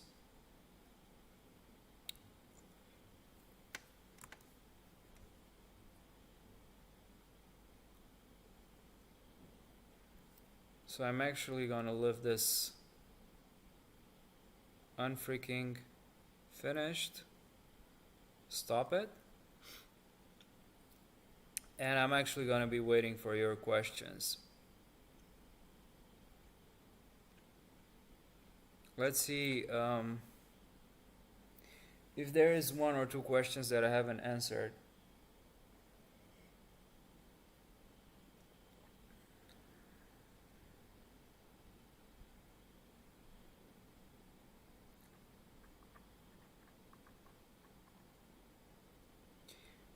J Strike asks why penetration testing and bug bounty is different. Okay, so I've answered this in a previous video, but the short answer is it's not a short answer. So penetration testing and bug bounty hunting can mean the same thing. For example, if you go to a platform such as HackerOne, Bugcrowd, Integrity, Synac, Cobalt, or other platforms that host bounty programs, uh, uh, you can do bug bounty hunting on certain programs. For example, you do bug bounty hunting on Bugcrowd for Tesla. Um, in this case, what you're going to do is you're actually going to penetration test Tesla's assets. So in this case, bug bounty hunting equals penetration testing on Tesla's assets. For example, when bug bounty hunting is different than penetration testing, is that you are being hired by a company. So in the case that you're doing bug bounty hunting on Bugcrowd, you are not actually given anything in advance. So this is the major difference. You do it because you want to do it, not because you're being hired to do it. If you find something as you do bug bounty hunting or penetration testing on Tesla via Bugcrowd, if you have a valid submission or valid report, you might actually be rewarded with some you might be monetary rewarded. You might receive money for your submission if you have a valid submission. When pen testing is different from bug bounty hunting is in the situation when you are being hired by a company. So when you as a security researcher or pen tester are being directly hired by a company to penetration test their assets.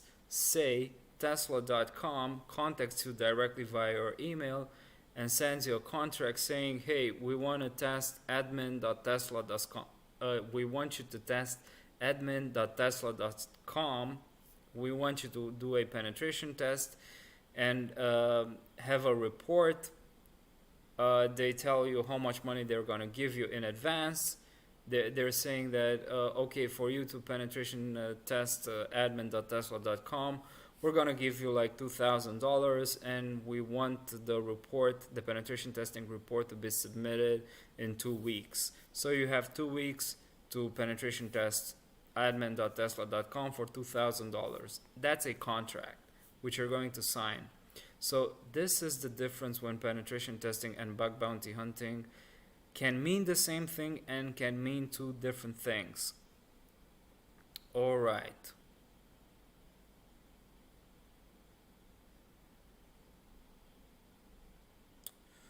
Let's see what other question we have here.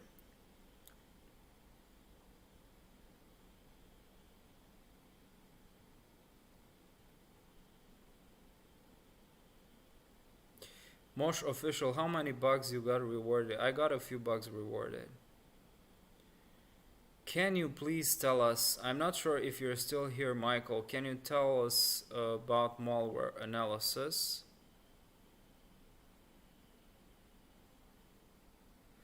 Yeah, so in short, malware analysis is a very big field. And it is something that I want to get into myself. So I want to do malware analysis at some point in time. However, that entails that I learn reverse engineering and I also learn about stuff when it comes to malware. Reverse engineering and at the same time assembly is still intimidating for me, and I would have to dedicate a lot of time to actually get into the field and learn about it. It is, but I mean, it seems like super cool.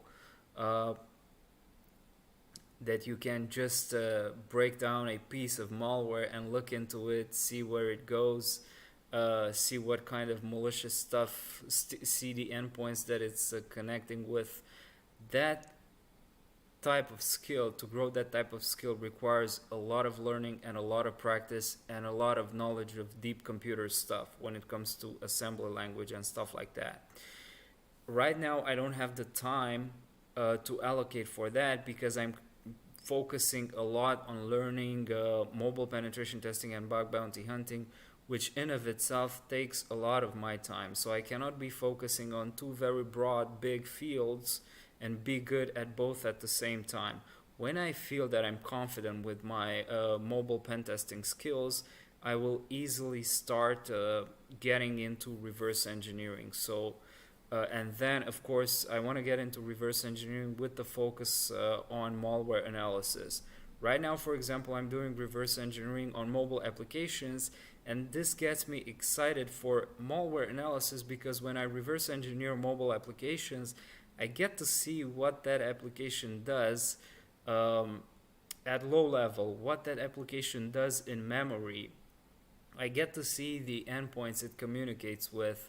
And in bug bounty hunting, if you're able to actually discover, you can actually discover weak communication between the mobile application and the web endpoints or the server endpoints, and you can find flaws and submit valid bugs when it comes to mobile applications. And not a lot of researchers, not a lot of security researchers and bounty hunters do that, which is why I want to do it.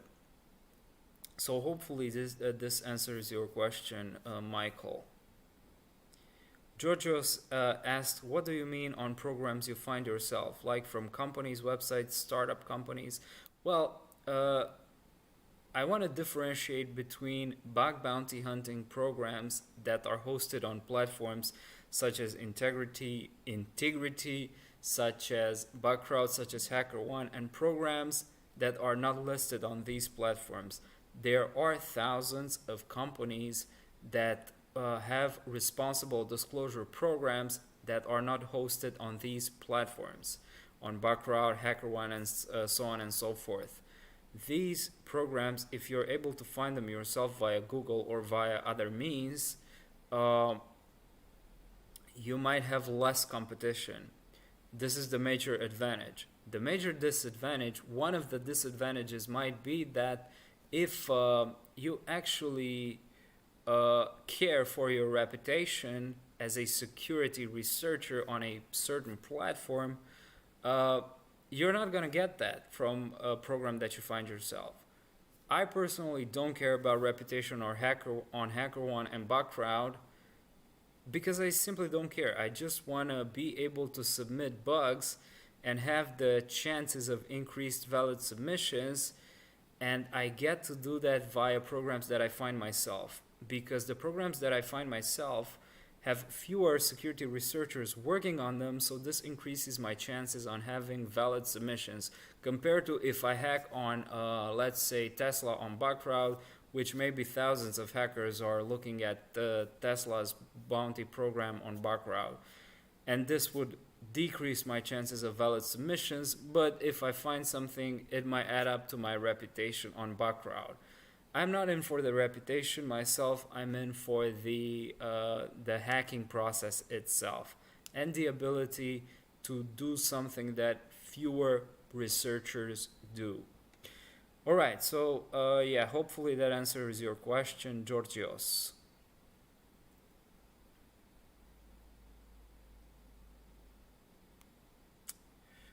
Let's see. Well, can you share your HackerOne or Bugcrowd profile link? I don't have a Bugcrowd reputation or HackerOne reputation, so I have literally basically close to no submissions there, so maybe in the future I will, but right now I don't.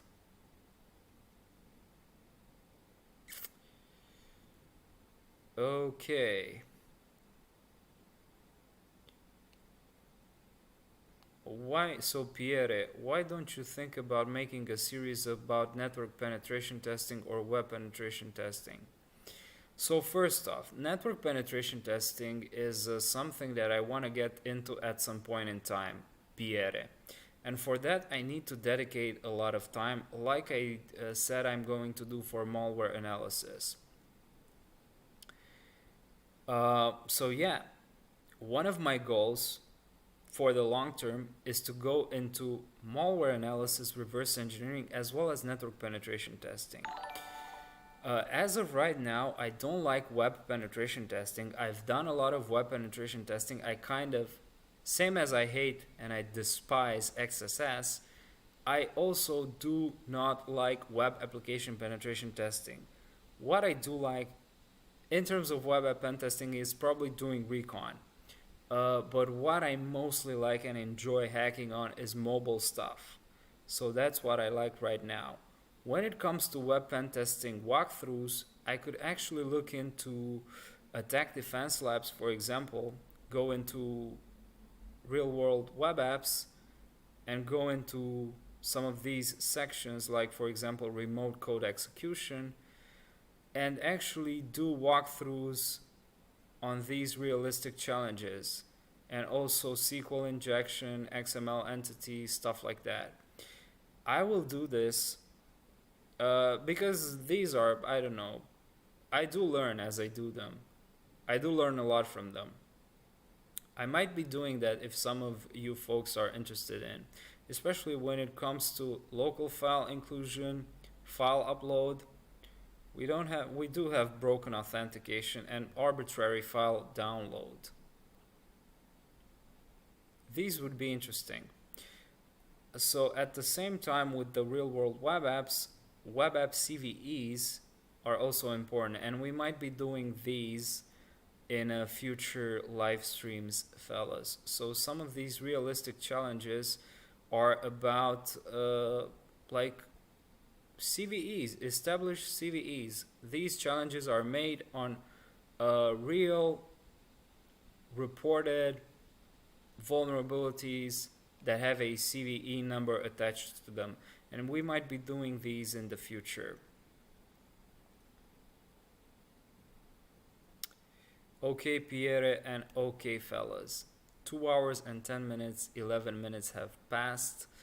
So thanks for everyone being here. I'm not sure if any of you guys have been here from the very beginning, but thanks for being here. If some of you have been here from the very beginning, I'm going to try, as I always say, I'm going to try to do more frequent live streams, and I'm probably gonna focus on one thing only. Either look into reported vulnerabilities on Hacktivity, or actually doing only Python challenges, or actually doing only Attack Defense Labs real world scenarios. So after this live stream ends, you'll be able to keep on leaving comments in the comment sections. So I'm really looking forward to your suggestions. Other than that, thanks for being here, and I'll be seeing you in future live streams.